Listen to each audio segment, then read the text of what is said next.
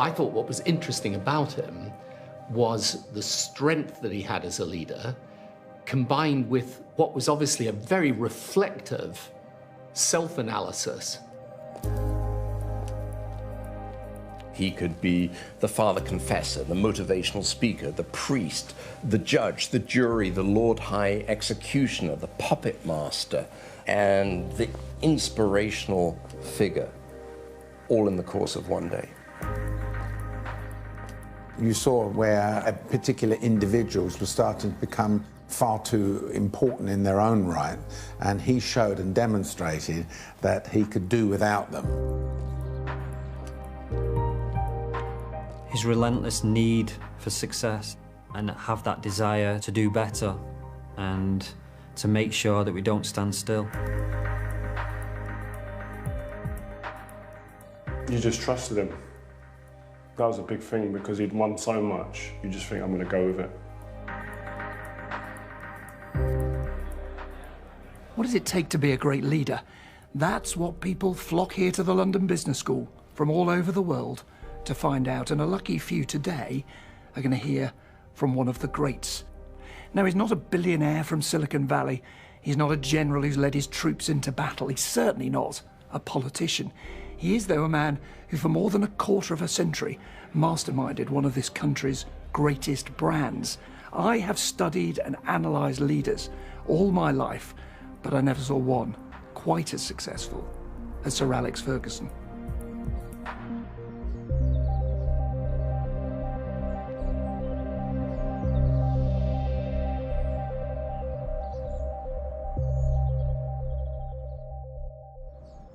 It's my very great pleasure to welcome Sir Alex Ferguson. What is the secret of his success? Professor Anita Albersi of the Harvard Business School has studied it. Together, they take classes addressing the next generation of business leaders. Today in London, these students are getting a crash course in leadership, the Ferguson way.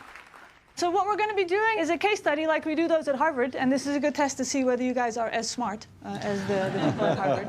Many regard him as the best coach in all of sports. Why is he such a great coach? He's only sat next to me. I would say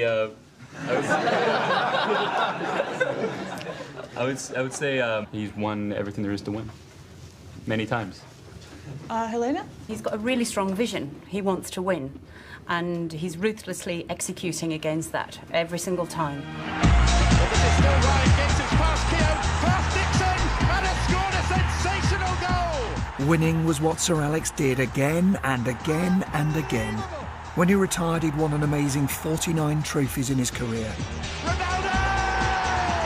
Right footed, it's a clear header, and it's into the net!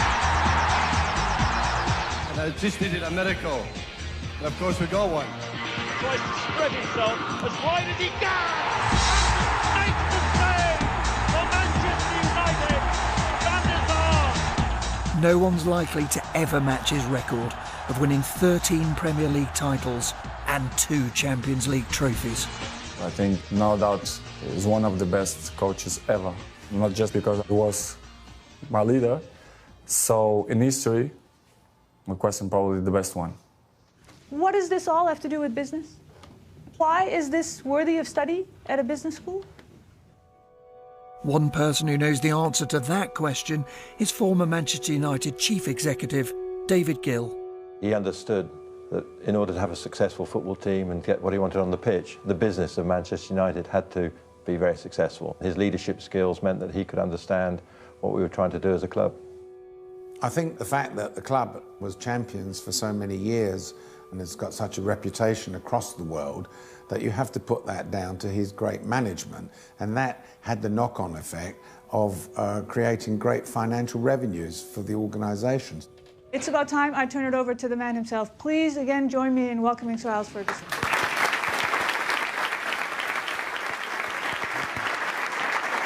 Thank you. Tomorrow, at Haydock Park, I have a horse running called Hairdryer. True. Sir Alex's record attracted the attention of one of the world's most successful investors, writer and billionaire Michael Moritz, who made his money backing Apple and PayPal and Google. Moritz has been a student of leadership for decades. I started looking around for the people in organizations who had been able to steer an organization to perform at a very high level of excellence consistently for a very long time. And that's what piqued my curiosity about Sir Alex and Manchester United.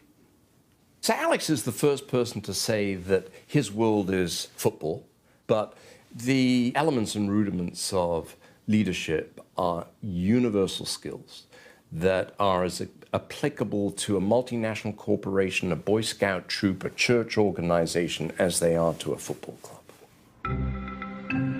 A club made in his image, shaped by his values, forged by his character. Sir Alex Ferguson has legendary status at Old Trafford. As a lifelong United fan myself, I don't claim to be impartial. Welcome. Nick, great to see you. Professor Ferguson. Oh, yeah. But I've always wanted to understand the ingredients of the Fergie formula for success. As I was watching you at London Business School, I was sitting next to a Chinese, a Russian, a Uruguayan, an Italian.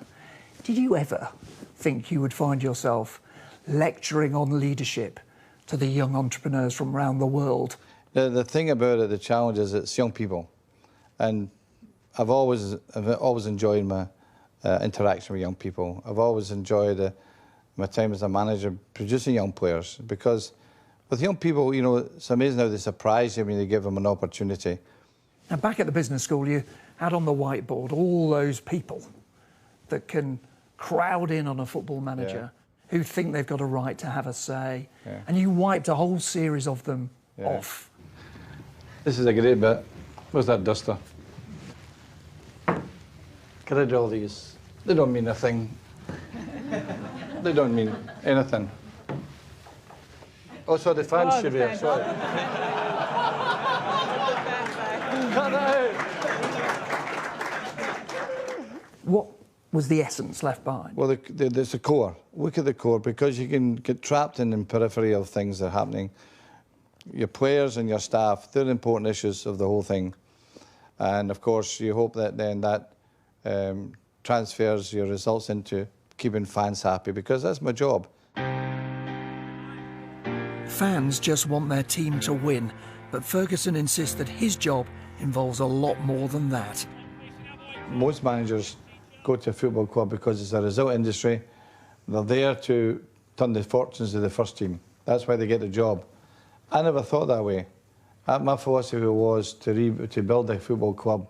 Sir Alex made Man United as a club to think in a certain way. I think he modeled the club around his view, around his personality. I think Man United will be always influenced by what he did as a manager in the club. The club was made at his image. I think the strength of United is this great family spirit we always created, and people who thrive and be recognised. You don't mean the star players? You're talking about the people around the club? Yeah, they're no problem. I mean, players, you're with them all the time. That's the difference. As a manager at Manchester United, you can easily walk by someone, a girl coming out of the office, and not recognise them. I wouldn't do that. I would say hello, good morning, whatever. And I think it's that recognition that gives you that strength of a family. There's a dinner lady called Carol. She hammers him. What you got on today? What is that? And he'd laugh and he'd go back at her and he'd talk about her hair or something or whatever. And that's the way he is. People don't see that side of him a lot, but he was really, really good like that. He had this unbelievable ability of remembering everyone's name. Obviously, he knows Kath from reception and the laundry girls and the chefs and the cleaners. You've got 65, 70 players. You've got to remember all the names. Plus the schoolboys, that's another 30 or 40. He knew all the names because he took an interest in what they were doing and how they were progressing. He was the top man, and if he's doing it, then everyone else should be doing it as well. Everyone loved him there in the club. He invited everyone to come for a lunch, for a cup of tea, English cup of tea. So it was a family. It was a family with him. And leaders often forget that, right? That it's just as much about the ladies doing the laundry and making sure that they're happy as it is about making sure that Cristiano Ronaldo is having a great day. The family Ferguson created at United was inculcated with the values he'd learnt from his family, growing up in Glasgow in the 40s and 50s in the shadow of the Govan shipyards. I want to get you to look at an image of the place you grew up. Govan. Govan, that's shipyards, of course, 2 crans there. I lived only 1.5 miles from there. Sometimes I used to go and wait with my dad coming out the gates at around about 5 o'clock. You know, even though the temperatures and the wind that come down that quite, it never stopped them from working, never stopped them from building ships. So toughness against the odds? Absolutely. It's, they were never bowed, these people. That was proud to be brought up in that kind of environment. Let's take a look at your parents. Yeah. There we are, there's the Fergusons. Yeah. And you see the ties? They were footballers on them. They were... Even at that age? Yeah, yeah. Oh, yeah, my dad was a footballer. My dad played for Glentoran in Northern Ireland. He worked in Harland and Wolves in Northern Ireland for a spell. And you didn't want to get on the wrong side of him? Oh, no way. No, he wasn't the type who would punish you, but his voice was enough. And he was a quiet man, but when he wasn't happy, he raised the voice and that was enough. So you didn't want to be on the wrong side of him. He was a stickler for keeping time. Yeah, yeah. Does it sound a bit familiar? Stayed with me all my life. I love to be early, you know. I'm always early. But there must have been clashes. Were there moments where you thought, because any teenager with their dad would fall out quite badly? We never spoke for about 7 or 8 months for a while because he wanted me to go to junior football to protect... You didn't speak for 7 or 8 months? Yeah. He wanted me to go to junior football to protect me if I didn't make it in senior football. Did you learn that sometimes keeping quiet can be just as worrying for someone? Absolutely, yeah. Just as good as for a leader to do? Yeah, absolutely. Quiet moments. I remember we're down 3-0 at half-time at Tottenham Hotspurs. I never says a word. They're ready to go. I says, the next goal's a winner. Let's score the first goal and see where it takes us. And we scored within a minute. He scored within a minute. He went on to score 5. 5-3, yeah. You once said something that I think a lot of people would find surprising, that when you're looking at a footballer, one of the first things you wanted to do is look at their mum and dad. Yeah, absolutely. Definitely. Try and find out what kind of parents they've got, and particularly the mother. We used to say to all the scouts, get the mother. Get the mother on your side because she makes all the decisions. The father, a lot of the times, can be entranced by his son's progress and sort of live in their boots a little bit, you know? And they live in the glory of the kid. The mother wants to do the best for her son. There's no question about that. So in terms of dealing with parents, the mother is the most important person. He's great with people's mums. My mum was there and my wife was there. My girlfriend at the time, she was. And he just made them feel comfortable. And I remember them coming out of the room when we finished and went to the hotel after, and they were saying he was such a nice guy. It was Ferguson's reputation as a disciplinarian that appealed to Manchester United. That and his record at Aberdeen, his team beat the mighty Real Madrid to lift the European Cup Winners' Cup. He arrived at Old Trafford in 1986, and before he could revive a once great club, he had first to tackle a pernicious drinking culture. It was a bit impulsive, I think. I called everyone into the gymnasium, all the young players, all the staff, all the players. So I said to them, look, I've read all these stories, I've heard all these stories about the drinking culture. Well, I have to tell you, I won't change. You're all going to have to change. That's a fact. I mean, how big a problem was it? Well, I think there was a genuinely bad element of drinking in afternoons, going away for, from training ground to spend all afternoon drinking. People tell stories. People phone the manager of Manchester United, Arsenal, Liverpool, tell a senior player in a pub here, and it happens. It happens. That's a great networking system you have, being the manager of Manchester United. It's a nice word, network. It's spies, isn't it? Yeah, well, you need it, And I then realised to myself, we're not going to win the league with this team. So we did a fire sale, got rid of about 9 players, and brought 5 young players in. People were hungry enough to accept challenge and send the club in a different direction. The new leader of another failing organisation faced similar problems just a few years later. Tony Blair's Labour Party had lost 4 elections in a row. Now, in a sense, you both did the same thing. You took over losing teams and you had to try and change the culture of those teams. Is that vital for someone who's a leader, to be prepared to challenge the existing culture, not live with it as it is? Yeah, always the greatest problem when you're leading an organisation that is failing is that you take the system as it is and you just try to make it work when it may be the system itself that is at fault. So, in other words, you know, it may be that you can't get a political party back to power just by amending the same message. You may have to change it completely. You know, you may have to redraw the whole boundaries of your organisation. You may have, as we had to do with the Labour Party, fundamentally shifted. He asks and demands discipline and respect. I would say it's a balanced approach. It's not just showing everyone that he is the guy who has the power. Step 1 in the Fergie leadership manual: assert control and impose discipline. The 180-degree opposite to discipline is anarchy. Well, anarchy won't achieve a thing because people will just shove off in different directions. And so discipline is essential for any team to achieve the common objective. And I think that's true of soccer as it's true of the army. So Alex knew that if you didn't have discipline within the organisation, anarchy would break out and it would become unwieldy and impossible to manage or to lead. I would get into the training ground at about 7. I'd be there to God knows what time.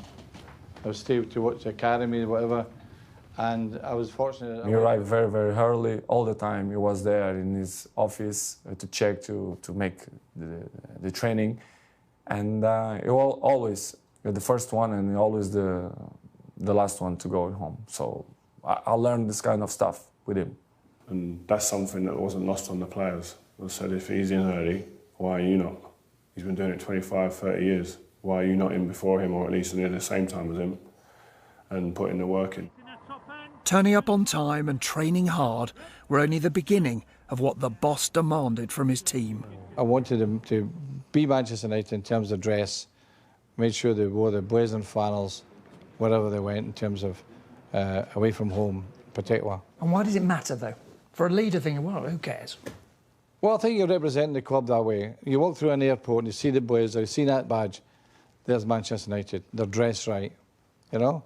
So the first time I witnessed that was going to Switzerland in a tournament for the youth team, and we're all in our blazers and we all got told in no uncertain terms that you're representing Manchester United, both on and off the pitch. I want you to make sure that you behave yourself around the hotel because people will be watching you. Your lesson, if you were back in that classroom, is those little things matter details. just as much as the big things. Yeah, absolutely. Details. Yeah. All points to the top of the mountain. Yeah. Anyway. Oh, points to the top of the mountain. Everything contributes. Yeah, absolutely. Just like talking to the laundry girls or the canteen staff. Yeah. Everything makes a difference. They all matter. They all matter. A club like United seriously matter.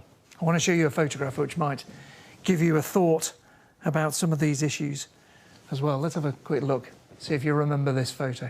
Remember God those? almighty. Why did they do that? When was that? That was the 96 Cup final at Wembley. I said to Brian Kidd, 1-0. Those aren't your players, of course. Those are Liverpool. Yeah, it's Liverpool, yeah. You turned to Brian Kidd, your assistant. 1-0. 1-0. Well, just because of this? Yeah. Because of that. I think that's, I don't know, what would you call it? Arrogance or overconfidence or, I don't know, it was ridiculous. I think it was absolutely ridiculous. Blue shirt, red and white tie and a white suit and a blue flower. Who designed that? And they say it was Armani. Yeah. I bet your sales went down. I'm still working out what it was. Was it because they're not taking the game seriously? Well, I mean, Jimmy Redknapp's like sunglasses on. But you know, the most telling part of it is this. Roy Evans and Ron Moran had black suits on. I think they were embarrassed. Liverpool Football Club is a great club with history. They've won the European Cup more times than Manchester United. Between Manchester United and Liverpool, they've won more trophies than any club in Britain. That didn't represent Liverpool. James gets there just first. Cantona! There is to be a memorable end to a poor cup final. The Liverpool episode at Wembley where they were wearing the white suits, he would use stuff like that. Like, have you seen these lot? Have you seen what they're wearing? They think they've won it already. Stuff like that would get into your heads that, what do you mean they think they've won it already? Sir Alex had other ways of getting into his players' heads, including what became known as the hairdryer, a term first coined by United striker Mark Hughes. The hairdryer. The hairdryer obviously is a myth. Let me just put that out there. But that apparently was the treatment that underperforming players received from Sir Alex. And so basically he's standing in close proximity and he's shouting so hard that your hair goes like this. Shout at you and physically blow you out of the room. Can I show you a little video? Oh, dear me. Do you know what's coming? No.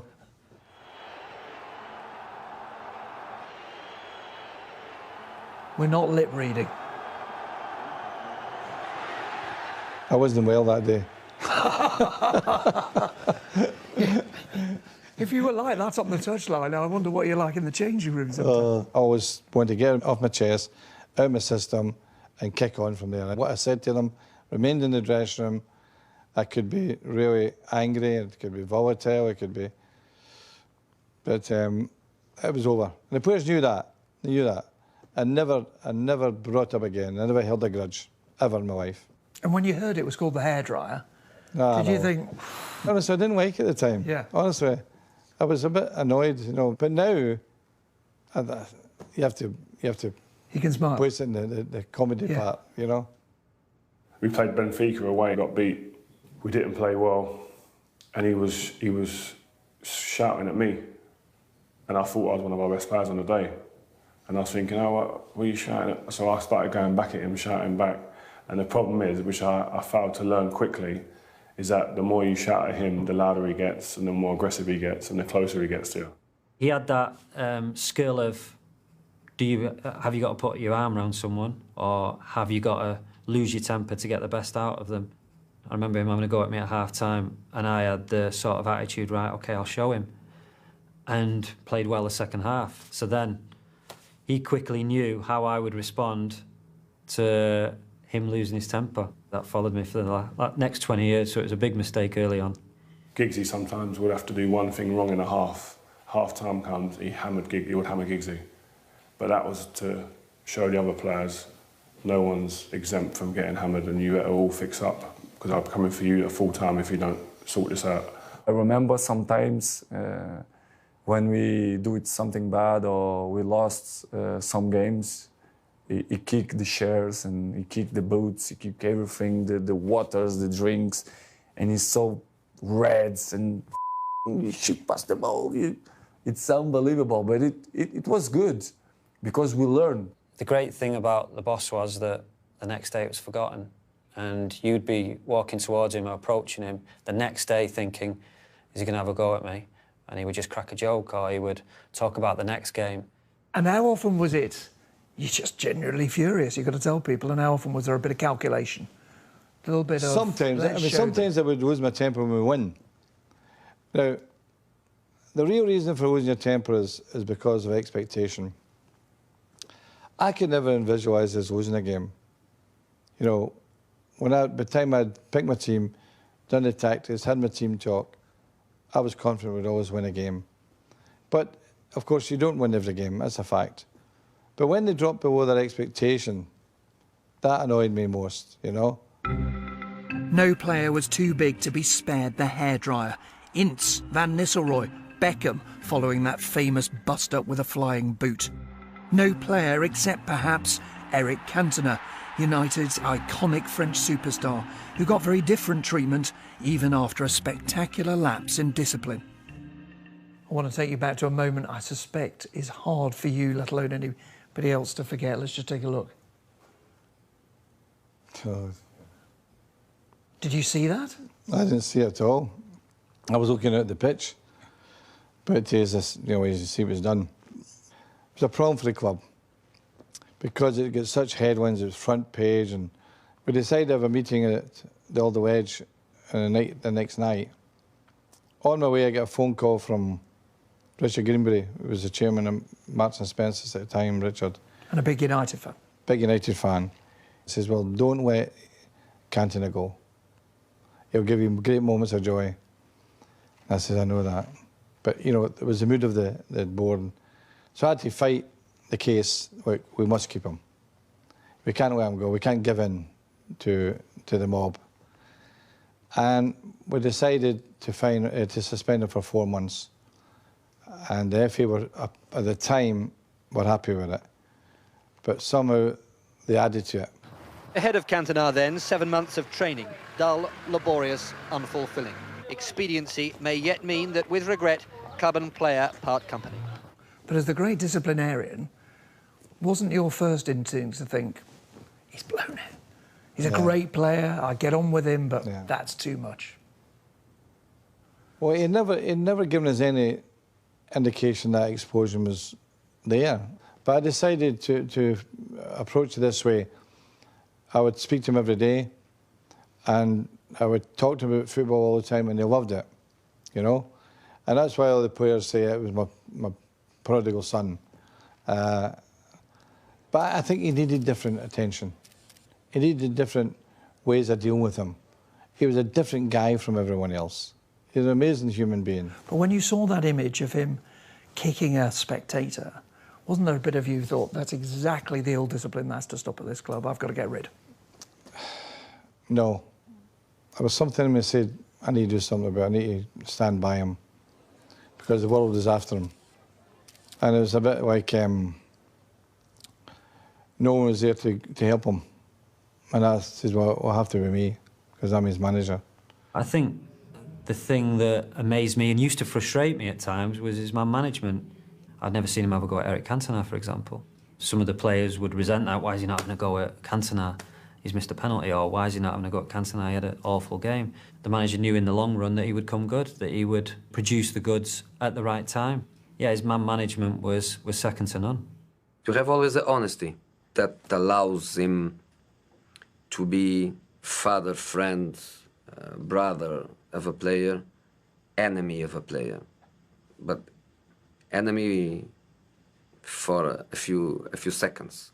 But then the brother comes again, or the old brother, or the father. These human qualities are absolutely crucial to be a great leader. The fabulous leader is a very rare individual, and that person is capable of making an organization do things, making the people in, persuading, cajoling, nudging, caressing sometimes the people inside an organization to do something that they didn't think that they were capable of.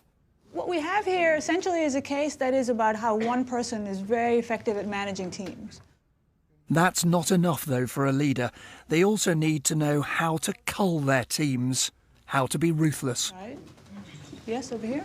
When they had big players and they had the youth team coming through, the confidence to affect the change, sell the big players and go with the youth players. A good leader has to make tough decisions. That's why he or she is a leader. And sometimes there are things which are not very nice. You have to lay off a whole group of people, for example, 200-300 people, close down a factory. In some cases, you may have to release a very highly paid individual, but you have to do it. It's part and parcel of being a leader. As you go through your career, you've got to rebuild the team. You have to be ruthless. It's a hard part for you because they do become a family, and the great squad of '94, of the Cantonas and the Inces and Robson and these players, Bruce, they get older. And the horrible thing is, the evidence is on the football field, and you can't avoid that. Some of these issues were played out in the press, but he wasn't afraid to make the decision which he thought was for the long-term or medium-term benefit of the team. And I think that ability to be ruthless is no bad thing. But at the same time, I think he did have compassion, and I don't think he necessarily found all these decisions easy. And it wasn't just players past their peak who were shown the red card by Ferguson. The scenario with Roy Keane, there was a video that he'd done for MUTV that the club didn't want to go out. The manager thought that it wasn't right, it was disrespectful, etc. to the team. The next day, told the players that Roy Keane will never come back to Man United again as captain of Man United. Roy Keane lifts the trophy for Manchester United. Best player probably Man United had through a long period of time, and that was for the next generation. Don't think you're ever bigger than this club, because you're not, because you will go. I've just told the captain he's never coming back again. What are you going to do now? Hey, this is ridiculous. How do you handle a particularly difficult member of the team? That was a question which haunted a new Prime Minister, who turned to Sir Alex for advice. We would talk about man management, and I would say, look, such and such an individual is, you know, he might be really brilliant, but he's really, really tough. I don't know quite what to do about it. And because Alex, because this is how he would run his soccer team, so you get rid of him. And I'd say, well, that's all very well, Alex, but how would you be if you got rid of a player but still found them in the dressing room every day? And he said, oh, that would be a problem. He said, that would definitely be a problem. I said to him, you have to keep your control. I didn't know who he was talking about at the time. And you have to keep control. You can't always, and you're the Prime Minister, you have to have control. You must have guessed he was talking about Gordon Brown. I didn't know, actually, and I don't think anyone knew till later on that there was some sort of there was some feeling between the two. He said to you, what do you do with a player who won't accept the discipline? You said, get him out. If they're affecting the control of you or they're disrupting the dressing room, you have to make a decision. Is it worth it? We weren't actually talking about an individual, but a hypothetical case, as it were. But yeah, his attitude was, it doesn't matter if he's your best player. If he's difficult, put him out of the room. But even Sir Alex sometimes lived to regret his decisions about players. I always thought I was brave enough to make decisions. Maybe sometimes wrong. I made a wrong decision with Jaap Stam, and that was a mistake. One decision we've talked about quite a bit is the decision to let Jaap Stam go to an Italian club. And I think it was based on his belief that maybe Jaap Stam would not come back from his injury. It's a decision he regrets, because Jaap Stam went on to play for 6 seasons at a very, very high level. Played 2 European Cup finals. Yeah, it's a good decision, wasn't it? Changing the team only works, of course, if the people who replace those who are let go, the next generation, prove to be better. You're mentioning youth players. What is characteristic of the Ferguson brand when it comes to youth? Yes? I think it's kind of given them a lot of chance to kind of shine and grow as a team. Right. No structure is going to remain standing unless it's built on a firm foundation. So for United, this meant, above all, developing a pipeline of young players who, when they were signed, weren't very well known, or when they were purchased were, in many instances, affordable and cheap purchases. Building a team around a new generation of talented kids may look a safe bet now. At the time, it was a risky gamble. So let's take a look at what became known as the class of '92. Okay. Look at Scholesy. You think he's just out of nursery? Well, they weren't. I mean, what ages were they there? They would be 17, their gigs would be maybe 18. And some people look at that group and say, it was a one-off. You're a very lucky man. It's not unreasonable to say that, but I have to say this. We were scouting and trialing and coaching the best in the country. I'm sure of that. We were obviously characters, and we were of the mindset that once we get in this team, we're not going out of it. We were lucky in the fact that we had a manager who was willing to give us a chance and was willing to gamble, really, on youth. And remember this, some thought it wouldn't pay off. Brilliantly done. The trick is always buy when you're strong. So he needs to buy players. You can't win anything with kids. Alan Hansen, of course, told you win nothing with kids. Well, you can't win anything without them. The secret was the development of their character. They feared nothing. So coming to the first team with me, it was a cakewalk for them. They just sailed through it, absolutely no problem. These young lads were old heads and young shoulders. We worked hard to get there. We worked hard, but yeah, with the right material. The first time I played, I come on as a substitute, and yeah, I can remember the manager's last words: just go out and enjoy yourself. And you're thinking, what do you mean enjoy myself? I'm going out to play. I'm going out to play in front of 40-odd thousand, and I'm 17. I'll try and enjoy it, but I don't think I will. But no, he always said that, and like I say, instantly, you just felt relaxed. That's part of my management, and not putting too much pressure on me, but also knowing what I was capable of. And did you think of yourself almost as a father figure to them? That you were teaching them how to grow up, how to behave in the way your father taught you? I think that the character building does apply itself that way. And there are some instances where players would come to me with personal problems, knowing it would never go out the door, knowing they could trust me to help them. And I was proud that players would trust me that way. It was when my daddy was sick in London, and he was in hospital, very bad. Como é que se diz coma, Ricky? In coma. In a coma. And I had a conversation with him, and I say, boss, I don't feel good. And we are in a key moment in the league, in the Champions League. But I said, I don't feel good. I wanna see my dad. I said, Cristiano, you wanna go 1 day, 2 days, 1 week? You can go. I'm gonna miss you. I miss you here because you know that you are important. But your daddy is in the first place. When he told me that, I feel like this guy is unbelievable. He was the father of football for me. Cristiano Ronaldo with a shot, and Ronaldo finds the back of the net. It's a stunning goal. He knew what he had under his bonnet with Cristiano as well. He knew he had the potential to be a world star, best player on the planet. And he knew that there were certain aspects of his life that he needed to take care of and help him with. And I think you see that in the way Cristiano speaks about the manager now. Even all these years have gone by, he refers to him as his father in football, which is testament really to the way the manager dealt with him. Is that power? Yes, you have all the power. Yeah. A bit of advice, I don't think power is very important. I really don't. I think the thing I was always after was to make sure I kept my control.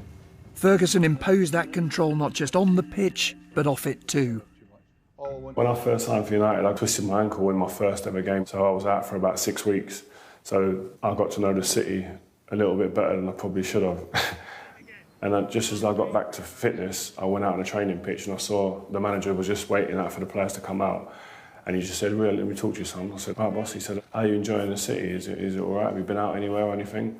I said, "Yeah, I've not been out, to be honest with you, boss. I've just been to a couple of restaurants and just taking it easy, just chilling out, really." He said, "Oh, good." He said, "Just make sure we get off on the right foot.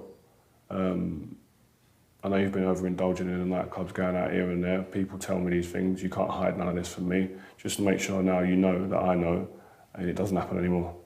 If you want to stay at this club for a long time, go to train." I was like, oh my God. The only thing I ever worried about was the control of Manchester United. The control of the players, the dressing room, that is paramount to me. And I only worried if I ever lost that control. He controlled everything, I think. The transfer policy, the decisions, the players' contracts, the staff. I think everything was in his hands. And I think it's a fantastic way to do it, especially if you are surrounded by good people. Because when you say you are in control, doesn't mean that you don't share. I think his belief is that in order to lead a football team effectively, you have to be the biggest personality. You can't have players that are the bigger stars, that are the bigger egos in the dressing room. This is probably also the most controversial lesson. And I am honestly not entirely sure whether we can translate this to many other business settings. And I think the business world nowadays, if you as a manager come in and say, or as a CEO and say, I demand absolute control, and anyone who steps out of my control, they're fired, that's a pretty harsh stance, and it might not work very well in the business climate that we have nowadays. I never thought about these guys being star players. Never bothered me. And the one thing I did say to the star player, remember one thing, your reputation is always in the line on Saturday. So the expectation is bigger for you, And you have to show you work as hard as all the rest of the players, because that really is a truly great player. Motivation, teaching the value of teamwork, they were also crucial to Ferguson's success, even if his methods could be a little unusual. There was one photograph he had on your office wall. Let's just take a look at it. I want to know why you had it. There you are. Every year I bring the apprentices into my office. One day I says, right, tell me, what do you think of that photograph? And they look at it, and of course they're all twitchy and nervous, etc. And I said, well, look, there's 11 there. There's 11 members of the team. I says, they built Rockefeller Centre back in the 20s, and they lost lives. And one or two would try to save them and lost their lives through that. I says, there's no bigger sacrifice than giving your life for a team. I remember he had this picture of 11 guys sitting in a ring, but without, how you say? No ropes for safety. Exactly. And it quite surprised me. When I looked at the frame, I said, wow, it's unbelievable frame. And I say, Cristiano, this is what team should do it. We should be together. We should work together. We should do it everything together if we want to win something. And he gave the example all the time, because it was 11 guys in that picture. So it was fantastic memory. I remember right now in my eyes, I remember his office and this frame. Now there's another image you used to use quite a bit, I think. Oh yeah, geese. Yeah, it's a fantastic story. It's how they fly 4,000 miles from Canada to some warm climate. They go in 2 Vs, and the ones at the front do most of the flying, then they change over. And if one goes away unwell, 2 have to look after it. There'd be birds overhead flying, and it would be in the middle of the training, and he'd stop the training, and he'd go, right, look, all up, look, have a look up to the sky. So we'd be all looking at the sky, see them birds, and they were all in like an arrow formation. That's teamwork. You can just imagine 22 players or 20-odd players just looking up at the sky thinking, what's he going on about? And I said to them, these geese fly 4,000 miles to get better sun. All I'm asking you to do is play 38 games to win the league. I don't think I'm asking too much. Other teams in other sports wanted one of Fergie's inspirational talks. So when Europe was fighting to retain the Ryder Cup, the captain called in Sir Alex. I was never one of the superstars. So dealing with the likes of Rory McIlroy and how he was going to feel in that situation was something that was alien to me. And he was the one that I thought could really help me with that. So when I looked around, I thought, you know, there's a guy that really got it right in terms of success. Paul had spoke to me a year before the tournament and asked if I'd like to contribute with the team. So I did a motivational talk with him. He spoke to the caddies before he came up to the players, which was great. And that was a lot of fun for the caddies, and it made them very much included because the caddies were a huge part of what we did. The caddies, goodness me, that was fantastic. And the first caddy called Billy Foster, big Leeds United fan, and he gave me a stick. All everybody says, you got Cantona for nothing. As we were listening to the rules briefing, I could hear the laughter coming from the caddies room, and the players didn't know, but I could hear the laughter, so I knew things were going well down there. So when he came in, first of all, he knew everybody's name and addressed everybody personally. Sir Alex told the Ryder Cup team the story that had worked so well at Old Trafford. Did a bit with the geese, and I think that was an important one. The Ryder Cup team, although they were favourites, it wasn't going to win them the tournament. It was the work ethic, the concentration. They've got the talent. It's the 12 best golfers in Europe, without question. And they just need to focus on the things that are going to matter in the game. And that became a kind of something that we as a team mentioned a number of times during the week. And it was a phrase that we used, remember the geese. And the ironic thing about it is when we won and we were getting our photograph taken, this perfect V of geese flew right over their heads and over the clubhouse right behind. I never changed as a human being, as my style of management, my decision-making, my discipline, never changed that. But I was always willing to change to make it better. Leadership is actually a balance of listening, learning, and leading. You know, you have to listen and absorb what are the lessons going on out there. You have to be prepared to learn those lessons and look at what the trends are and the changes are that are happening in your country, in your society, in your profession. And then you have to be prepared in the end to take control and to lead. Tony Blair says that leadership is a balance of listening, learning and leading. Is that a good summary? Yeah, I think these are accurate statements, no doubt about that. And you went to different places to learn. You went to the SAS on one occasion, didn't you? Years ago, I took the team down there for a day and they stayed overnight. It was fantastic because you're speaking to a body of men who their concentration levels has to be 100% all the time. So I was impressed with what I saw down there. Did the players identify with them, or did they just look at them as if a different world? They loved it.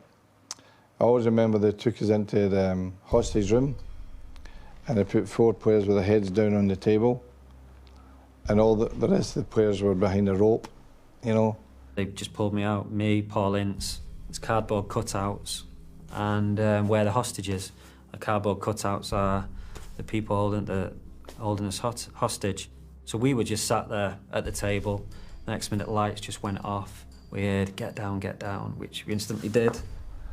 And all of a sudden, a smoke bomb comes in. I think it goes dark, and within seconds, bang, bang, bang, bang. A couple of bullet sounds, and then the lights come on.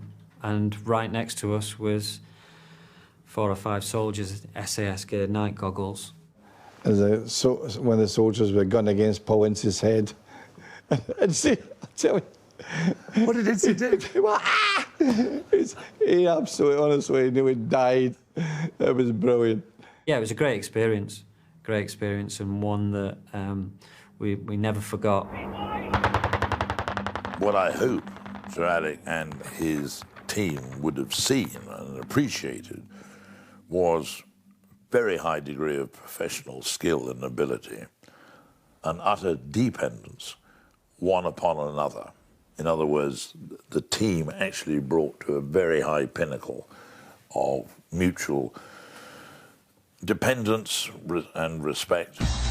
The Ferguson formula produced year after year of success, but one victory, one match, one extraordinary moment seemed to capture its essence. Let's take a look at one night. One night in Barcelona. In 1999. Beckham crosses from the left, right-footed, it's a clear header, and it's lifted into the net! Solskjaer has won the European Cup for Manchester United! So United were 1-0 down, going into injury time. That gesture, was that disbelief? I think it was a bit of that, but when I went to 1-1, Steve McLaren came to me and says, we'll go back to 4-4-2 in extra time. I says, no, the game's over. They'll never recover. And we scored a second goal. They were gone. Bayern were absolutely gone. Those 3 minutes, in a sense, are like the whole Ferguson formula boiled down, aren't they? Well, that particular team was a team that never gave in. And throughout that season, they continually won games in the last few minutes. To win the league once is very difficult, but to do it over 26 years, I think is simply amazing. I was able to plan 3 and 4 years ahead because I was there long enough. Even having won the coveted treble, Ferguson set about dismantling his team and creating another. I think his greatest legacy is that he had success over a quarter of a century and that he was able to build and rebuild 4 or 5 truly great teams. For me, that is something that no manager has matched. The rebuilding of the organization was consistent.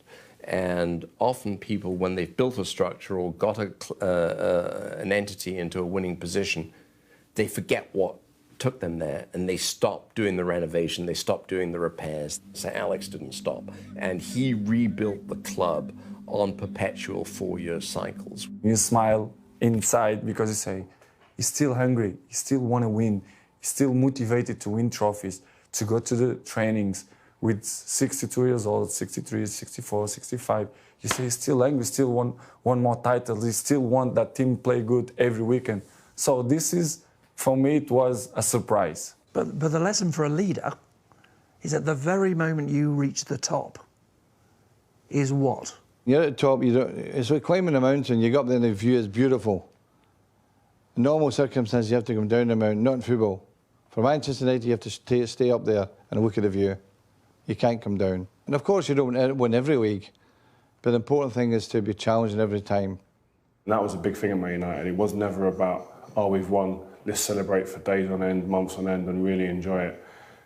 You never got the sense that we really enjoyed it as much as maybe should have now I've retired. I think if I did enjoy it too much, because I did quite like enjoying things, maybe I wouldn't have been able to climb the mountain again so soon and so consistently.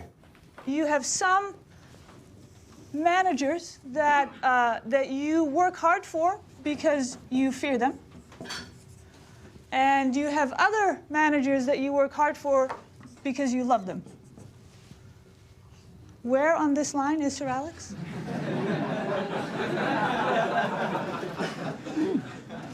Some people are pointing.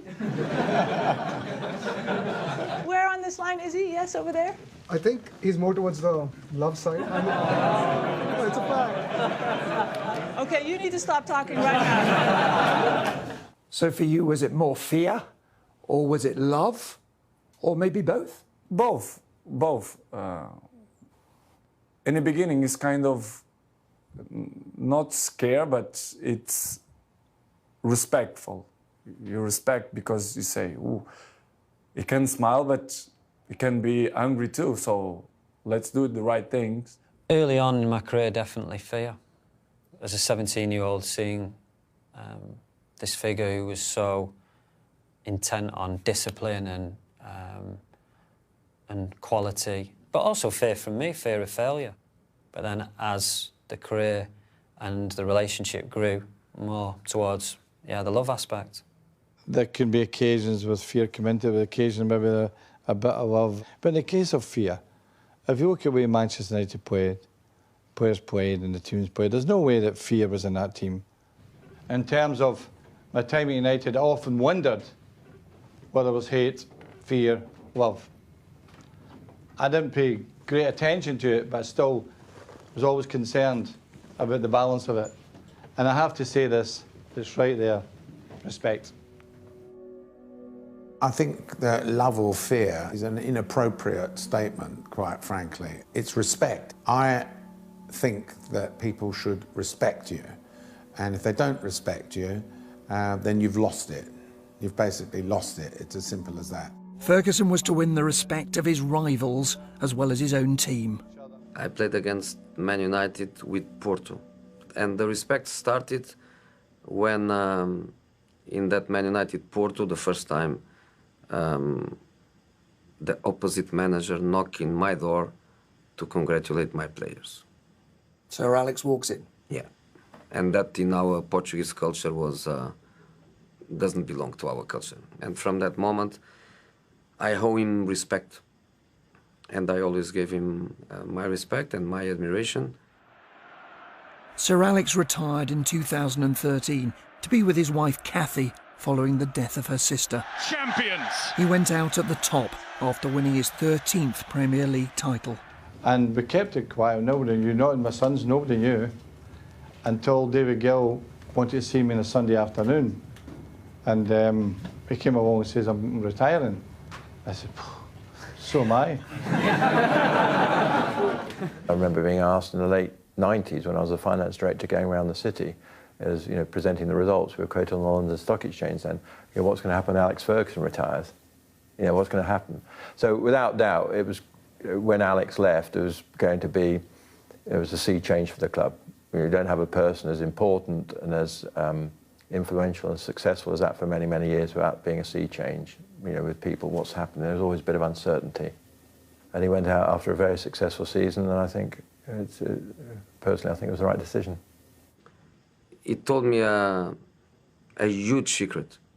Not many people knew, like 1 month or 2 months before the decision to be made to stop. I know that he trusts me, because if he doesn't tell me. But I was scared. I was scared. So when finally he informed the media about his decision, was a sense of relief. The man chosen to replace Ferguson was no big name, no proven winner. David Moyes survived less than a year. Many blame Sir Alex for appointing his friend. Now, one of the biggest issues for any leader is when to go, when to call it a day, and how to plan the succession. Did you get it right? On the succession,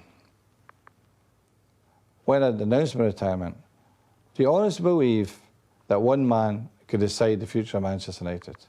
It's absolute nonsense. There was a good process. They're a professional football club. They know what they're doing. The Glazers, David Gill, Josie was going back to Chelsea, Carlo Ancelotti was going to Real Madrid, Jurgen Klopp has signed a contract at Dortmund, Louis van Gaal was doing with Holland in the World Cup. Probably every manager in the world looks at Man United as a huge club, but I wanted to come to Chelsea, and we didn't brought that into the table because we were so open, and he knows so much about myself that he knew that for almost a season I want to leave Real Madrid and I want to come to Chelsea. The other thing was I took Pep Guardiola for dinner in New York on the September, and I had no idea I was ever going to retire. And I said to him, give me a call tell me what you're going to do. No answer. I don't think we made a mistake at all. I think we chose a good football man, did a great job at Everton, 11 years there. We picked the right man. Unfortunately, it didn't work for David. Yeah, well, sometimes people say, don't they, the critics, well, it was impossible for David Moyes because he inherited this team and you'd stop trying. There's this continual thing about we left an old team and all that nonsense. We won the league by 11 points. It's unbelievable. The average age of my teams consistently, in all the years, the 20 years from the start to winning the championship, was 27 to 28, every year. If Ryan Giggs were retired, say, 6-7 years ago, and he retired at, say, 35, quite likely I'd have made him an assistant. And quite likely he could have moved right into the job with the experience of being an assistant manager to me, as he's doing and helping Louis van Gaal at the moment. But I would never ask a player to quit. He said that. I mean, I obviously played until I was 40. It's obviously a completely different job, completely different mindset, going from playing to coaching. So it would have been great for me personally to work under Sir Alex, to see how he worked behind the scenes, because you don't really see that as a player. We'd like to have spoken to many managers, believe me, because that's a process. We'd like to have asked them what they felt about leaving a big club to go to the bigger club, to come to Manchester United, but it wasn't there for us. I think we did the best under the circumstances we're in. We have come to the end of the session. Let's give it up for Sir Alex.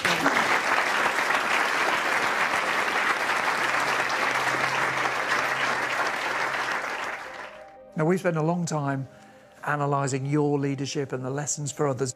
How would you sum it up? Well, I think consistency is, I think it probably sums me up. I think that in the 26 and a half years I was there, I never changed my conviction or my philosophy or my attitudes. That consistency created players who were consistent, the club were consistent, and that's what's made them the best club in the world, without question. Thank you, Chris. Thank you. My day job is in investment banking, so I learned a lot from how he's dealt with very highly paid individuals. What really came across was his passion, and so you could see how much he loved what he does.